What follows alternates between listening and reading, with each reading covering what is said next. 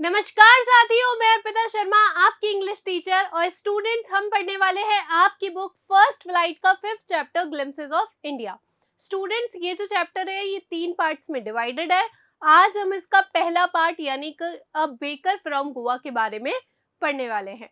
तो चलिए फटाफट से जानते हैं कि इस पार्ट को पढ़ने के बाद स्टूडेंट्स आप कौन कौन सी कॉम्पिटेंसी डेवलप कर लेंगे, यानी कि आप क्या क्या चीजें सीखेंगे। तो देखिए, सबसे पहले तो आप जानेंगे और टाइम ऑनर्ड प्रोफेशन के बारे में, यानी कि एक ऐसा व्यवसाय जो कि बहुत लंबे से समय से चला आ रहा है और उसकी आज भी काफी ज्यादा क्या है, रिस्पेक्ट है। फिर है चाइल्डहुड डिलाइट्स, कि बचपन से जुड़ी हुई कुछ प्यारी सी यादें हैं, उनके बारे में आप जानेंगी कि क्या वो यादें हैं, किसकी वो यादें हैं। और आप जानेंगे ब्रेड्स इंपॉर्टेंस इन सेलिब्रेशंस, कि जो ब्रेड होती है ना, जो आप लोग भी खाते हैं सुबह ब्रेकफास्ट में, कई बच्चे खाते होंगे, तो उसकी क्या इंपॉर्टेंस होती है ओकेजन्स में, फेस्टिवल में, सेलिब्रेशन में, अगर आप कोई चीज को क्या कर रहे हैं, सेलिब्रेट कर रहे हैं। अब ये सारी चीजें होती कहाँ पर स्टूडेंट्स, जैसा कि आप जानते हैं हम क्या पढ़ रहे हैं, अ बेकर फ्रॉम गोवा पढ़ रहे हैं। तो उसी से रिलेटेड ये जो है आपकी सारी चीजें है। तो चलिए फटाफट से पार्ट को शुरू करते हैं, पर उससे पहले जानेंगे इस पार्ट के राइटर के बारे में, जिनका नाम है लुकियो रॉड्रिग्यूज, जिनका बर्थ स्टूडेंट 1916 को हुआ था और जिनकी डेथ 1973 को हुई थी। ये बहुत ही बढ़िया क्या है, एक कोंकणी एसेइस्ट है और ये बहुत सारे जो अपने आर्टिकल्स हैं, एसेज हैं, वो इंग्लिश और कोंकणी दोनों ही लैंग्वेज में क्या करते हैं, लिखते हैं।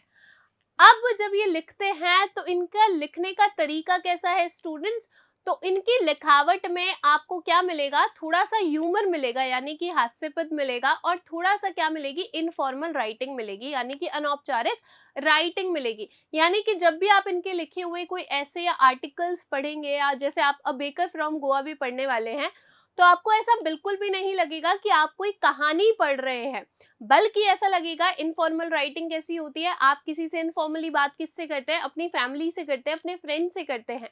तो इनकी राइटिंग भी बिल्कुल इसी तरीके से है। जब आप इनकी स्टोरीज या आर्टिकल्स पढ़ रहे होंगे तो आपको बिल्कुल भी बोरिंग नहीं लगेगा, बल्कि आपको ऐसा लगेगा कोई आपके सामने बैठकर आपसे ये बातें कर रहे हैं।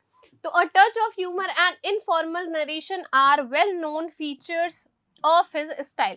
तो इनकी स्टाइल क्या है कि ये थोड़ा सा ह्यूमर लेते हैं अपनी राइटिंग में और इनफॉर्मल तरीके से ये लिखते हैं। अब स्टूडेंट जानते हैं कि आप ये जो अ बेकर फ्रॉम गोवा पढ़ने वाले हैं, आखिर ये है किस बारे में।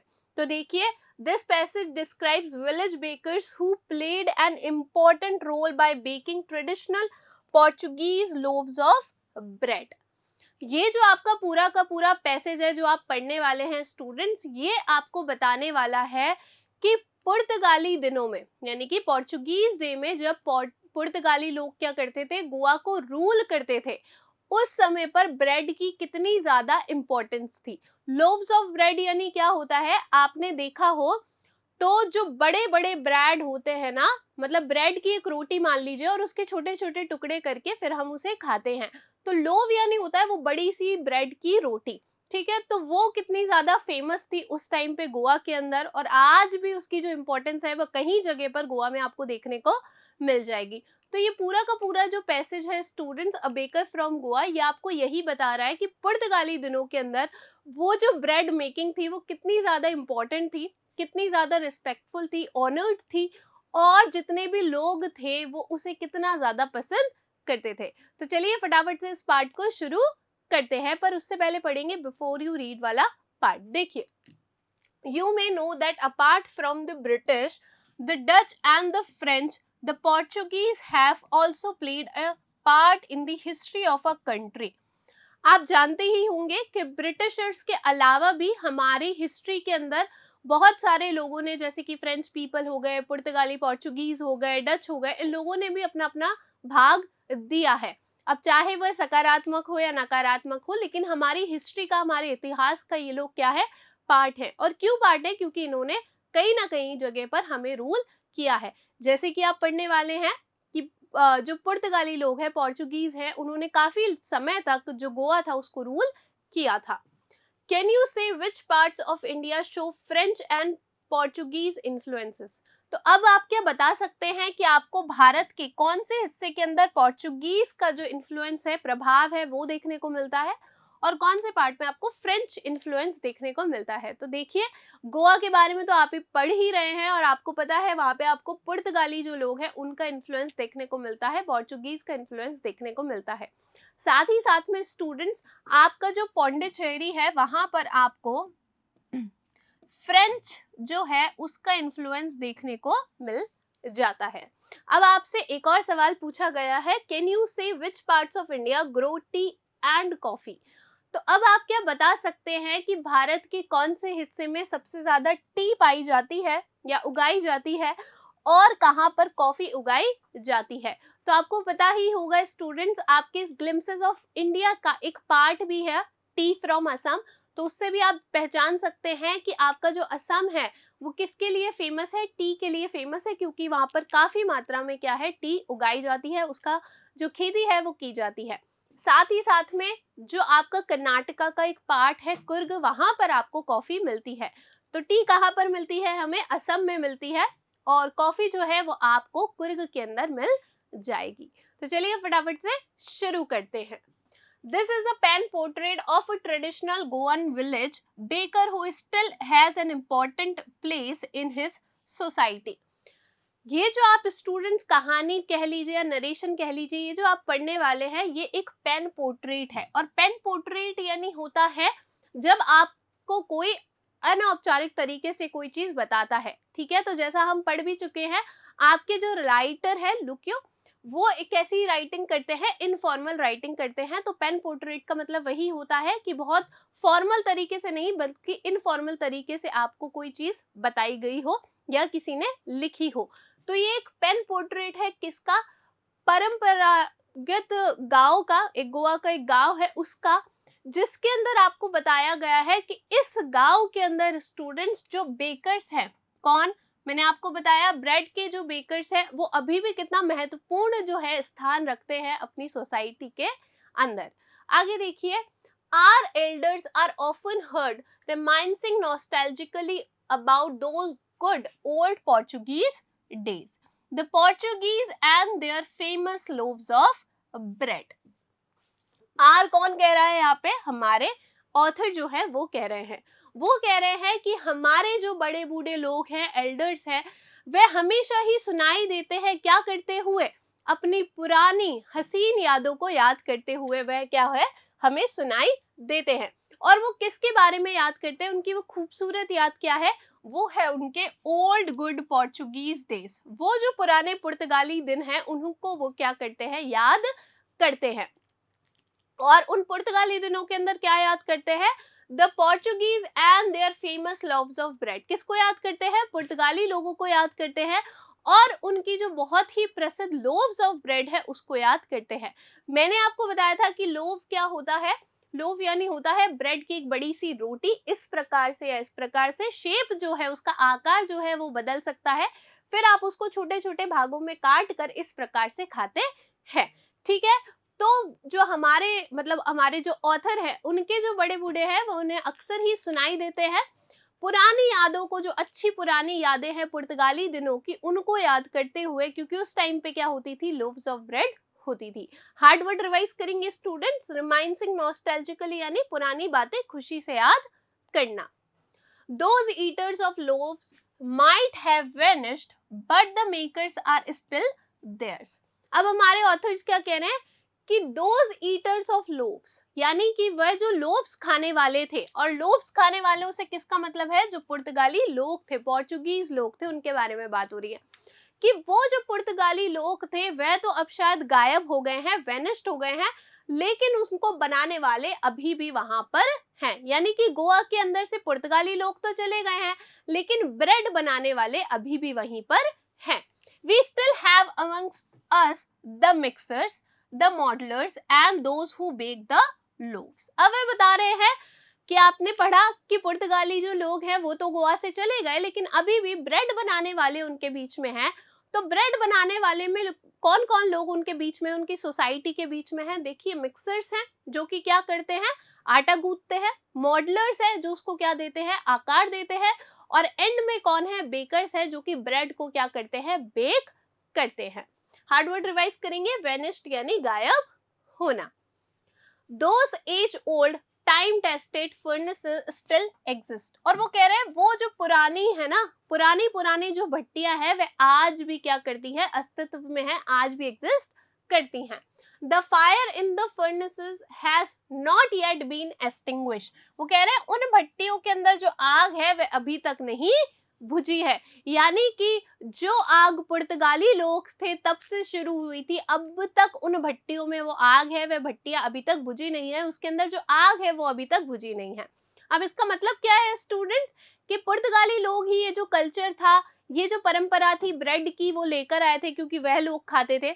लेकिन उसके बाद में धीरे धीरे गोवा के अंदर ये जो ब्रेड है ये इतनी ज्यादा फेमस हो गई कि पुर्तगाली लोग चले गए, लेकिन उसके बाद भी गोवा के अंदर ये जो ब्रेड मेकिंग है ये अभी तक नहीं रुका है। ये जो चीज है ब्रेड बनाने की ये अभी तक गोवा के अंदर चल रही है। इसीलिए हमारे जो ऑथर है वो कह रहे हैं कि जो भट्टियां है उसके अंदर आज भी आग है, यानी कि वो आग जो है वो बुझी नहीं है, क्योंकि भट्टियां कभी बंद ही नहीं हुई। गोवा के लोगों ने ब्रेड खाना कभी छोड़ा ही नहीं। The third and jingle of the traditional baker's bamboo hurdling his arrival in the morning can still be heard in some places। देखिए वे क्या कह रहे हैं ऑथर, थर्ड यानी होता है किसी चीज को इस तरीके से पीटना। किसको पीटते थे वो बेकर्स, बैम्बू को पीटते थे। किसको, बैम्बू यानी कि बांस के टुकड़े को, बांस की लकड़ी को। तो क्या होता था ना कि जो बेकर्स होते थे उनके पास में क्या होती थी, एक बांस की लकड़ी होती थी जिसको वो इस प्रकार से ठोकते हुए आते थे, जिससे जो भी आसपास के लोग होते थे उनको पता चल जाता था कि कौन आए हैं, बेकर्स आए हैं। और जिंगल यानी होता है कि एक मान लीजिए इस प्रकार से क्या है, बैम्बू है, तो इस बैम्बू के ऊपर यहाँ पे क्या है, बहुत सारी घंटियां बंधी हुई होती थी, बेल्स बंधी हुई होती थी। और जब भी वो इस बैम्बू को इस तरीके से ठोकते थे तो ये जो घंटियां थी ये किसकी साउंड करती थी, जिंगल की साउंड करती थी। ठीक है, इस प्रकार से बजती थी। तो अब देखिए हमारे जो ऑथर है वो क्या कह रहे हैं, the third and jingle of the traditional bakers bamboo, की वो जो थर्ड और जिंगल है, परंपरागत वो जो साउंड है किसकी, बेकर्स के बैम्बू की, उस बांस की, heralding his arrival in the morning, वो घोषणा करती है सुबह सुबह उन बेकर्स के आने की, can still be heard in some places, वो आज भी कई स्थानों पर आपको सुनाई दे जाएगी या सुनाई देती है। यानी कि वो कह रहे हैं कि गोवा के अंदर आज भी कई स्थानों पर जो बेकर्स है वो इस प्रकार से बैम्बू को पीटते हुए, इस प्रकार से थड की साउंड करते हुए आते हैं। और ये जो साउंड है वो आज भी गोवा के अंदर कई जगहों पर सुनाई दे जाएगी। तो इससे हमें क्या पता चलता है कि आज भी गोवा के अंदर क्या होती है, ब्रेड मेकिंग होती है, ब्रेड बनाई जाती है। हार्ड वर्ड रिवाइज करेंगे, फर्नेसेस यानी भट्टी, एक्सटिंग्विश यानी बुझना, हर्डलिंग यानी कि घोषणा करना। आगे देखिए, may be the father is not alive but the son still carries on the family profession. क्या कह रहे हैं ऑथर, कि शायद आज जो फादर हैं, यानी कि पहले जो ब्रेड बनाते थे वो जो फादर्स है ना, वो आज शायद जीवित ना हो, लेकिन उनके जो बच्चे हैं वो आज भी इस परिवार के व्यवसाय को आगे बढ़ा रहे हैं। यानी कि मान लीजिए कि पहले कोई जो इंसान था, कोई व्यक्ति था, वो ब्रेड बनाता था, अब उसकी तो डेथ हो गई, लेकिन उसके जो बच्चे हैं, बेटे हैं, वो आज भी इस व्यवसाय को आगे बढ़ा रहे हैं। यानी कि फैमिली दर फैमिली ये जो प्रोफेशन है ये आगे बढ़ता ही जा रहा है। These bakers are even today known as pader in Goa. और आज भी इन बेकर्स को गोवा के अंदर किस नाम से जाना जाता है, पैडर के नाम से जाना जाता है। ये इंपॉर्टेंट है, आप ध्यान भी रखेंगे। और वो ऑथर क्या कह रहे हैं कि बेकर्स को आज भी गोवा के अंदर किस नाम से जाना जाता है, पैडर के नाम से जाना जाता है। During our childhood in Goa the baker used to be our friend, companion and guide. अब देखिए कि उस टाइम पे ब्रेड मेकिंग इतनी ज्यादा पॉपुलर थी, इतनी ज्यादा फेमस थी और इतनी ज्यादा लोगों को पसंद थी ब्रेड की। हमारे ऑथर कह रहे हैं during our childhood in Goa, हमारे बचपन में गोवा के अंदर, जब हम छोटे थे, हम गोवा के अंदर रहते थे, the bakers used to be our friend, companion and guide. तो वो जो बेकर्स होते थे ना, वह हमारे दोस्त भी होते थे, हमारे साथी भी होते थे और हमारे निर्देशक भी होते थे। यानी कि हमें मार्गदर्शन भी देते थे, हमारे साथी भी होते थे, हमारे दोस्त भी होते थे। तो सोचिए कि कितना अच्छा रिश्ता होता था बेकर्स का और लोगों का, कि जो बच्चे होते थे छोटे छोटे वो उन्हें क्या मानते थे, बेकर्स को अपना दोस्त मानते थे, अपना फ्रेंड मानते थे। हार्ड वर्ड रिवाइज करेंगे, कंपेनियन यानी साथी। He use to come at least twice a day. और वो जो होता था ना वो किसके लिए आया है, यहाँ पे बेकर के लिए आया है। तो ऑथर कह रहे हैं he use to come at least twice a day, कि जो बेकर होता था वो दिन में लगभग 2 बार आता था, कम से कम 2 बार तो आता ही था। अब देखिए कब कब आता था। Once when he set out in the morning on his selling round. सबसे पहले तो कब आता था, जब वह अपने सामान को बेचने के लिए सुबह सुबह निकलता था, पहले तो तब आता था। एंड देन अगेन, और फिर से आता था, 2 बार आता था ना। तो पहले तो कब आता था, जब वह अपनी टोकरी लेकर आता होगा ब्रेड भर के उसके अंदर बेचने के लिए सुबह सुबह। एंड देन अगेन, और फिर से आता था when he returned after emptying his huge basket. और जब वह अपनी बड़ी सी बास्केट टोकरी को खाली करके आता था, तब वह दोबारा से हमारी तरफ आता था। The jingling thud of his bamboo woke us up from sleep and we ran to meet and greet him. और जब बच्चे क्या करते हैं, बच्चे दिन में सो जाते हैं, तो वो कह रहे हैं कि उसकी जो जिंगलिंग और थर्ड की साउंड होती थी, उसकी बैम्बू की, उसकी बांस की, वह हमें नींद से उठा देती थी और हम दौड़ कर जाते थे उससे मिलने के लिए और उसे ग्रीट करने के लिए।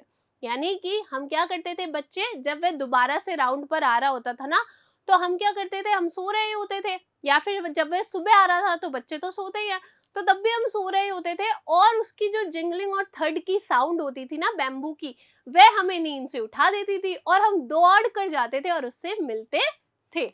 आगे देखिए, व्हाई वाज इट सो, ऐसा क्यों था। अब यानी कि ऑथर पहले तो क्या किया, ऑथर ने सवाल पूछेंगे, उसके बाद में आपको खुद ही आंसर देंगे। तो ऑथर पूछ रहे हैं कि ऐसा क्यों था, यानी कि हम दौड़ कर उससे मिलने के लिए क्यों जाते थे। Was it for the love of the loaf, क्या ऐसा इसलिए था, वो जो लोफ थी, वो जो ब्रेड का टुकड़ा होता था, रोटी होती थी, उसके प्यार की वजह से होता था कि हम उसको क्या करते थे, बहुत ज्यादा प्यार करते थे, बहुत ज्यादा हमें अच्छी लगती थी, इसलिए हम दौड़कर उससे बेकर से मिलने के लिए जाते थे। नॉट एट ऑल, ऐसा तो बिल्कुल नहीं है। तो देखिए वो जो बच्चे होते थे या ऑथर थे, वो क्यों दौड़कर उस बेकर से मिलने के लिए जाते थे। The loaves were bought by some पेस्किन और बेस्टिन, the maid servant of the house. और क्या कह रहे हैं ऑथर कि वो जो लोव्स ऑफ ब्रेड होती थी ना, या फिर वो जो लोव्स होती थी, वो तो घर के जो सहायक होते थे, घर में काम करने वाले जो मेड सर्वेंट्स होते थे, जिन्हें क्या कहा जाता था, पेस्किन और बेस्टिन कहा जाता था, वही लोग खरीद लेते थे। यानी कि लोग तो वही खरीद लेते थे, सर्वेंट से खरीद लेते थे, तो वो लेने के लिए तो हम नहीं जाते थे। What we longed for were those bread bangles which we chose carefully. हम तो किसकी इच्छा करते थे, वो जो ब्रेड बैंगल्स होती थी ना, वो जो ब्रेड की चूड़ियां होती थी इस प्रकार से, जिसे हम बहुत ही सावधानी पूर्वक चुनते थे, उसके लिए दौड़कर उससे मिलने के लिए जाते थे। यानी कि हमें लोफ से प्यार नहीं था, हमें तो किससे प्यार था, इन ब्रेड बैंगल से प्यार था, जो कि बच्चों के लिए बनाई जाती थी। क्योंकि लोफ तो कौन खरीद लेता था, सर्वेंट से खरीद लेते थे, तो उसके लिए तो हमें दौड़कर जाने की क्या जरूरत है। हम तो हमारी ब्रेड बैंगल्स जो होती थी उसके लिए दौड़ कर जाते थे, ताकि हम उसे क्या कर पाए, सावधानी से चुन पाए। आपको याद हो तो पहले एक क्या आती थी, खाने की चीज आती थी, जिसे बच्चे क्या करते थे, उंगलियों में पहनकर खाते थे, है ना। तो बच्चे तो ऐसे ही होते हैं, थोड़े से नटखट। तो यहाँ पर भी बच्चे क्या करते होंगे, ध्यान से इन ब्रेड बैंगल्स को चुनते होंगे, अपना साइज देखते होंगे, आकार देखते होंगे कि सही से हाथ में आ रही है या नहीं, टूटी हुई तो नहीं है, और फिर ही बहुत सावधानी से चुनकर इन ब्रेड बैंगल्स को लेते होंगे। हार्ड वर्ड रिवाइज करेंगे, लॉन्ग फॉर यानी कि इच्छा करना। Sometimes it was sweet bread of special make, कभी कभी तो ये स्पेशल अलग तरीके से बनी हुई क्या होती थी, एक स्वीट मीठी सी ब्रेड होती थी। The baker made his musical entry on the scene with the झंझंग sound of his specially made bamboo staff. अब देखिए ऑथर हमें बता रहे हैं कि वो जो बेकर आता था ना, वो किस प्रकार से आता था।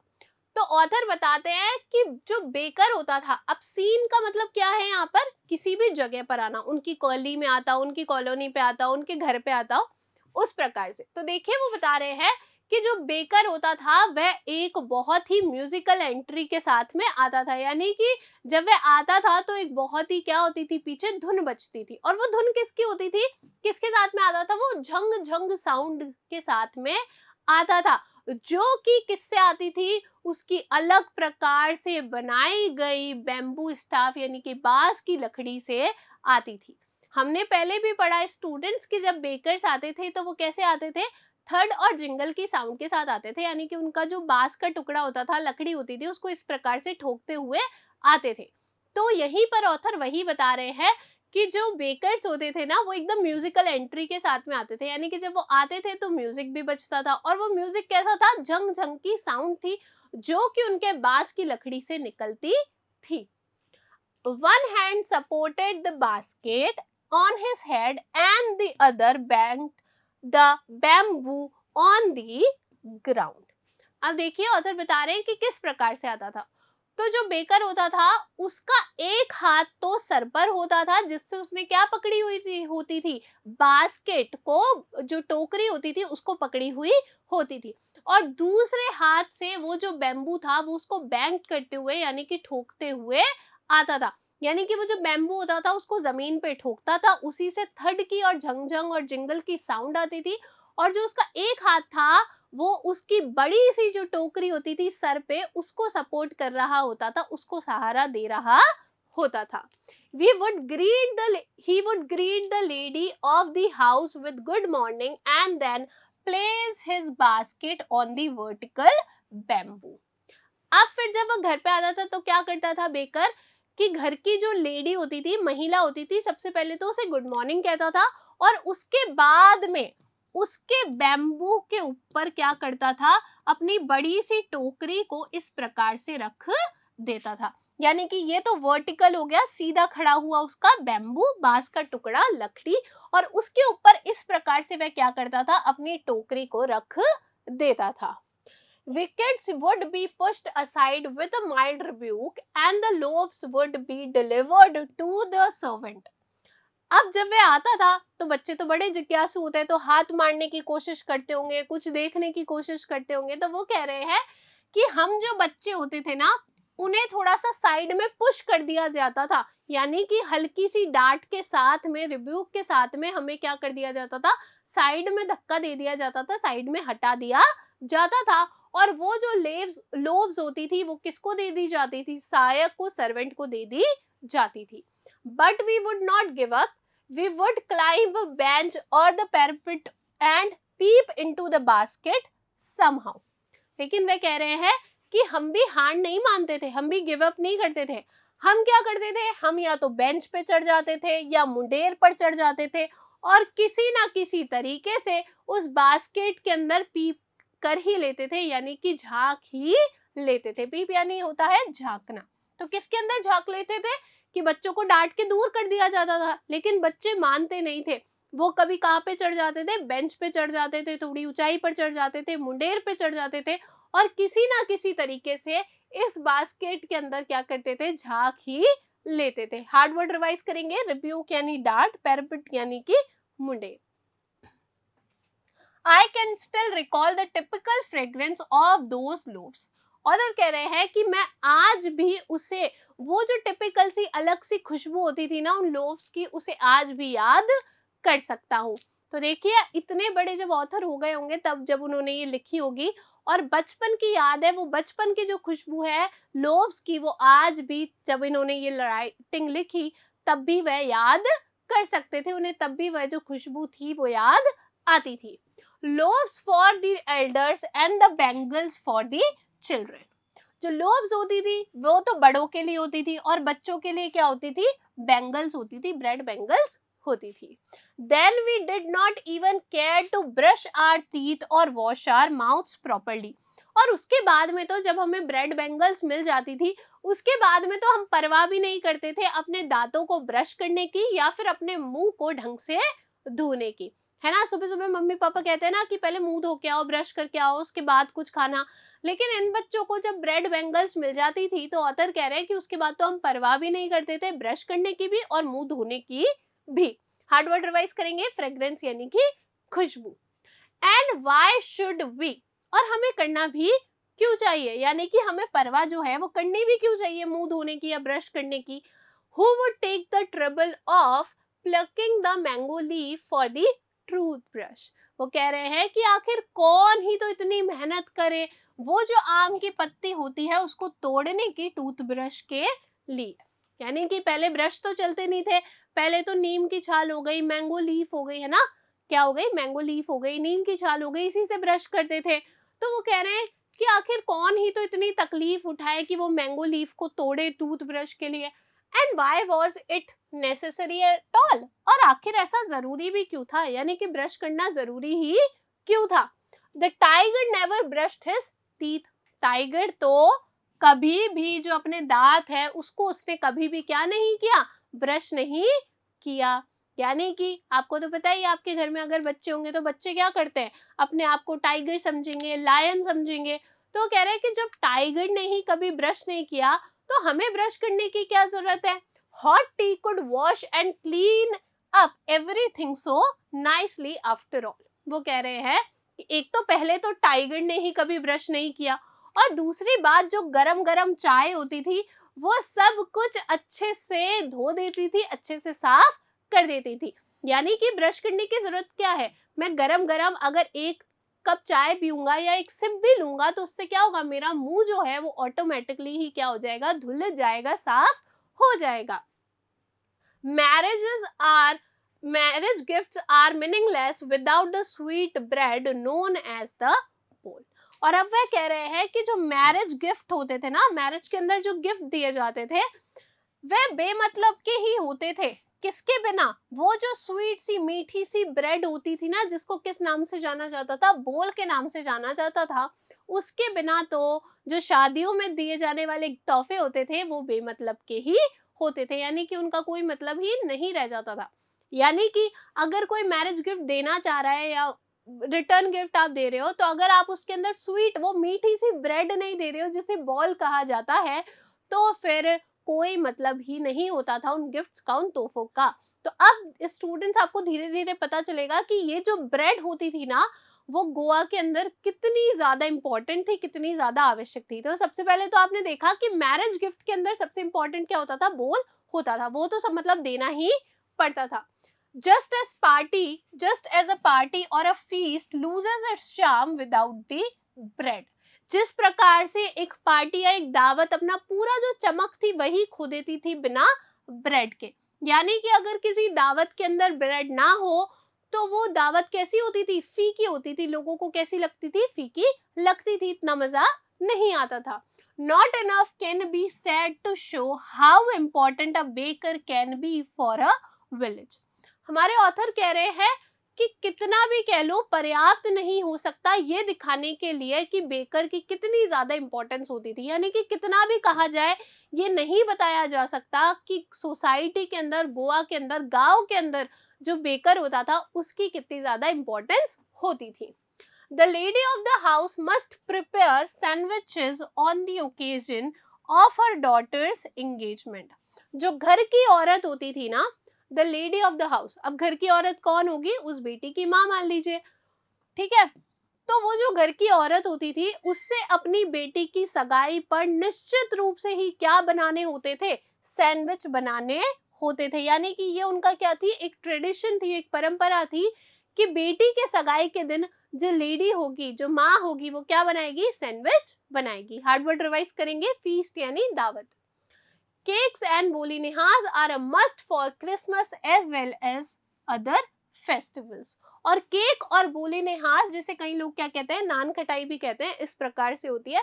तो केक और बोलीनिहाज जो होते थे वो क्रिसमस के दिनों में और अलग दूसरे जो त्योहार होते थे उसमें क्या होते थे, बहुत ज्यादा आवश्यक होते थे। यानी कि किसी के घर में कोई त्योहार है या फिर क्रिसमस है तो उस दिन तो केक और बोलीनिहाज बनेंगे ही बनेंगे। Thus the presence of the baker's furnace in the village is absolutely essential।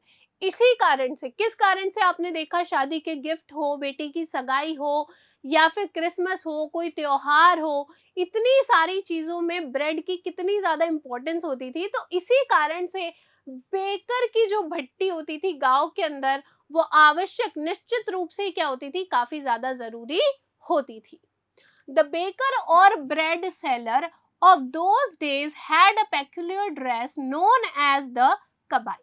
और उन दिनों में जो ब्रेड बेचने वाले होते थे या ब्रेड बनाने वाले होते थे, उनकी एक अजीब सी ड्रेस होती थी जिसे क्या कहा जाता था, कबाई कहा जाता था।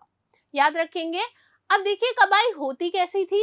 It was a single piece long frock reaching down to the knees. ये एक लंबी सी फ्रॉक होती थी जो कि घुटनों तक पहुंचती थी। तो उस टाइम पर पुराने दिनों में जितने भी बेकर्स होते थे या ब्रेड बेचने वाले होते थे, वो इसी प्रकार की अजीब सी एक ड्रेस पहनते थे जिसे कबाई कहा जाता था, जिसमें क्या होता था, एक लंबी सी एक सिंगल पीस की फ्रॉक होती थी जो कि घुटनों तक जाती थी। हार्ड वर्ड रिवाइज करेंगे। एब्सोल्युटली यानी पूरी तरह से, एसेंशियल यानी आवश्यक, पेक्यूलियर यानी कि अजीब। In our childhood, we saw bakers wearing a shirt and trousers which were shorter than full length ones and longer than half pants. अब देखिए पुराने जो दिन थे ना, उस टाइम पे तो वो क्या पहनते थे, जो बेकर्स होते थे वो क्या पहनते थे, कबाई पहनते थे, एक लंबी सी फ्रॉक पहनते थे जो कि घुटनों तक जाती थी। लेकिन हमारे ऑथर कह रहे हैं कि मेरे चाइल्डहुड के दिनों में, हमारे चाइल्डहुड के दिनों में बेकर्स क्या पहनते थे, एक शर्ट पहनते थे और एक ट्राउजर पहनते थे। अब वो जो ट्राउजर या पैंट होती थी ना, वो फुल लेंथ से तो छोटी होती थी, लेकिन घुटनों से क्या होती थी, थोड़ी सी नीचे पहुंचती थी। यानी कि फुल लेंथ भी नहीं होती थी, पूरी लेंथ से भी छोटी होती थी, और हाफ भी नहीं होती थी, हाफ पैंट से थोड़ी सी बड़ी होती थी। इस प्रकार के कपड़े वे पहनते थे, जैसा कि आप यहाँ पर देख सकते हैं। Even today, anyone who wears a half pant which reaches just below the knees invites the comment that he is dressed like a pedder.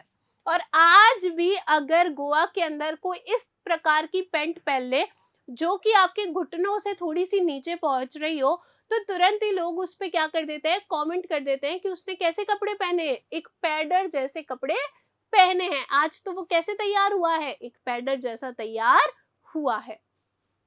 The baker usually collected his bills at the end of the month. अब author बता रहे हैं कि वो जो bakers होते थे, अब सबको ब्रेड दे रहे हैं तो उनसे पैसे भी तो लेंगे। तो वो जो बेकर्स होते थे वो क्या करते थे, अपना जो बिल होता था, अपना जो पैसे होते थे ना, वो महीने के अंत में इकट्ठा करते थे। Monthly accounts used to be recorded on some wall in pencil. वो जो महीने का खाता होता था ना, वो किसी एक दीवार पर पेंसिल से लिखा हुआ होता था। अब सोचो पुराने दिनों में कितना ट्रस्ट होता था, लोगों को एक दूसरे पे कितना भरोसा होता था कि वो जो लिखा अकाउंट्स होते थे, वो जो खाता होता था कि किससे कितने पैसे लेने, किसने कितने पैसे दे दिए, ये सारा जो बही खाता होता था, ये कहाँ लिख देते थे, एक दीवार पर ही बस एक पेंसिल से लिख देते थे, और कोई उसे मिटाता भी नहीं था। इन लोगों को इतना भरोसा था। Baking was indeed a profitable profession in the old days. अब देखिए हमने पढ़ा कि जो ब्रेड बेकिंग है वो क्या थी, काफी ज्यादा इंपॉर्टेंट होती थी। जो बेकर्स होते थे वो काफी ज्यादा इंपॉर्टेंट होती थी, और ब्रेड की काफी ज्यादा इंपॉर्टेंस होती थी हर फेस्टिवल में, हर ओकेजन पे, हर सेलिब्रेशन के अंदर। तो यहीं से हमें पता लग सकता है कि जो बेकिंग थी यानी कि ब्रेड बनाना था, वो निश्चित रूप से ही क्या था, एक बहुत ही लाभदायक व्यवसाय था। क्योंकि आपको पता है कि ब्रेड इतनी ज्यादा बिक रही है, इतने सारे लोग पसंद कर रहे हैं, खा रहे हैं, तो आपको वैसे ही पता होगा कि जो बेकिंग थी वो क्या थी, एक बहुत ही लाभदायक प्रोफेशन हुआ करता था, व्यवसाय हुआ करता था। The baker and his family never starved. जो बेकर होता था और उसका परिवार होता था, वह कभी भी भूखा नहीं रहता था। यानी कि कुछ भी हो जाए, लेकिन बेकर्स के पास में हमेशा पैसे होते थे, वह कभी भी भूखा नहीं सोता था, ना ही उसकी फैमिली कभी भूखा सोती थी। हार्ड वर्ड रिवाइज करेंगे। प्रॉफिटेबल यानी लाभदायक, स्टार्व्ड यानी कि भूखा मरना। He, his family and his servants always looked happy and prosperous. वह किसकी बात हो रही है, बेकर की। बेकर, उसकी फैमिली और उसके जो नौकर चाकर होते थे, घर में सहायक होते थे, काम करने वाले होते थे, वह हमेशा ही खुश दिखते थे और समृद्ध दिखते थे। क्यों? क्योंकि उनके पास काफी सारा पैसा होता था, लाभदायक प्रोफेशन था। तो इसी कारण से वह, उसकी फैमिली और उसके घर में काम करने वाले भी हमेशा ही खुश दिखते थे और समृद्ध दिखते थे।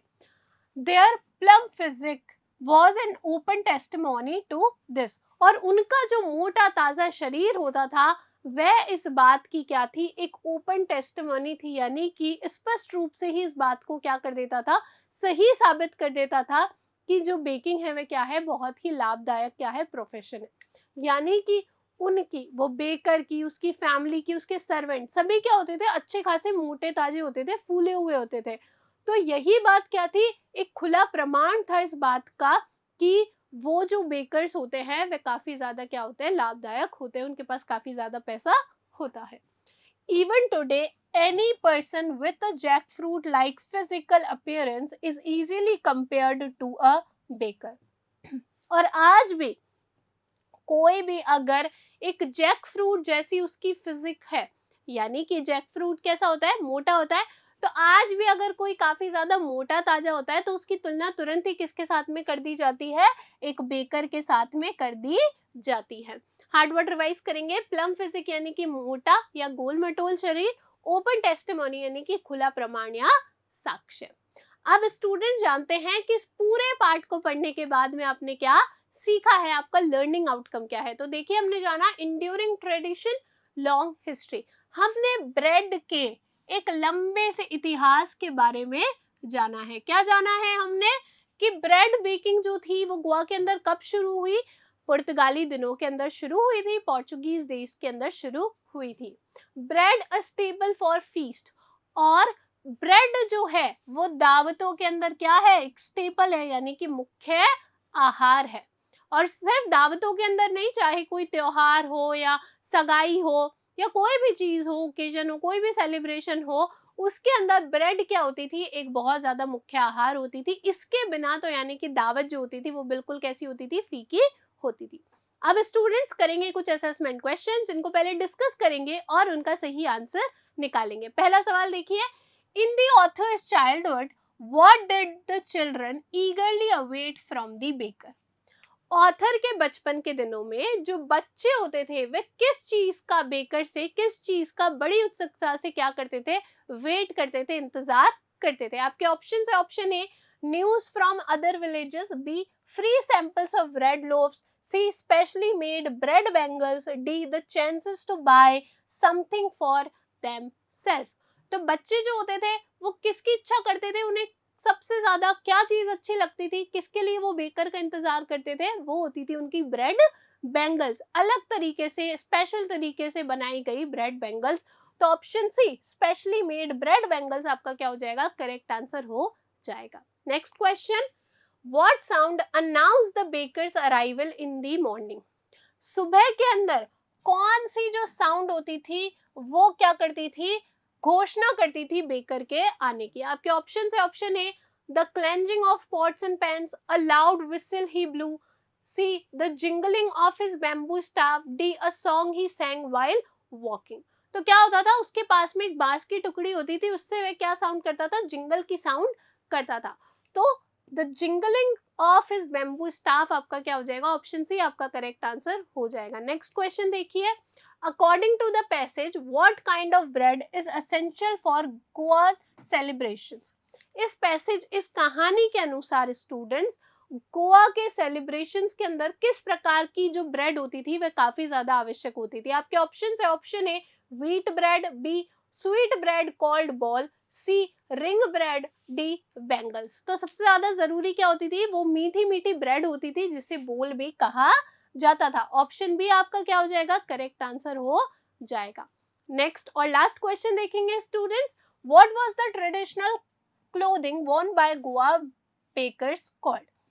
जो गोवा के कौन सी ऐसी ड्रेस थी जो बेकर्स पहना करते थे, कौन सी ऐसी पारंपरिक ड्रेस थी जो कि गोवा के जो बेकर्स थे वो पहना करते थे। आपके ऑप्शन है, option A kabai a long frock, B dhoti a draped garment, C kurta a tunic, D sherwani a long coat. तो याद कीजिए, हमने पढ़ा था ट्रेडिशनल जो पुराने जमाने में चलती थी उसे क्या कहा जाता था, कबाई कहा जाता था। ये एक लंबी सी क्या होती थी, फ्रॉक होती थी जो कि घुटनों तक जाती थी। तो ऑप्शन ए स्टूडेंट आपका क्या हो जाएगा, करेक्ट आंसर हो जाएगा। आई होप आपको ये पार्ट अच्छा लगा होगा और अच्छे से समझ में भी आया होगा। Thank you.